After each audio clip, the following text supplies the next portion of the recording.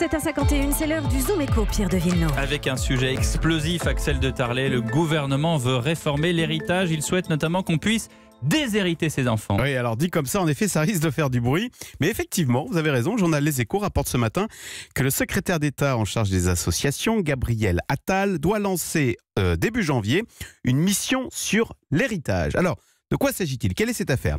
Eh bien, le gouvernement français s'émeut de ce que, en France, les gens les plus riches ne fassent que très peu de dons à des associations caritatives. Alors qu'aux États-Unis, les Bill Gates, les Warren Buffett, les Mark Zuckerberg ont déjà donné la quasi-totalité de leur fortune à des œuvres de charité. Alors, la question est, pourquoi n'a-t-on pas ça en France? Pourquoi n'a-t-on pas ça en France? Voilà, est-ce que ce serait parce que nos grandes fortunes seraient radines? Bah non.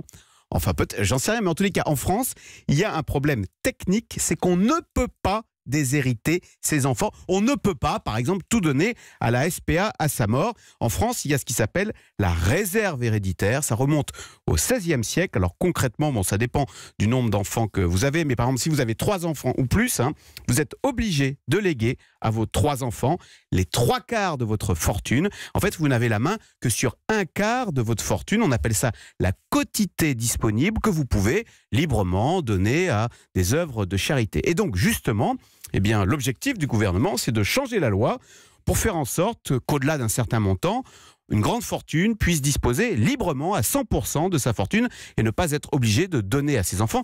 Donc vous voyez, on ne peut pas parler totalement de déshériter ses enfants, mais enfin quand même, l'objectif c'est bien d'assouplir les règles en matière de succession. En tout cas, c'est un sujet hautement sensible. On se souvient que Christophe Castaner voulait aussi réformer les règles de l'héritage au nom de la justice sociale. Bah oui, c'est vrai qu'avec la hausse de l'immobilier, les héritages dont on parle sont de plus en plus importants et donc source d'inégalités selon la famille dans laquelle vous naissez. Un chiffre. Les héritages représentent aujourd'hui 19% du revenu disponible des ménages en moyenne.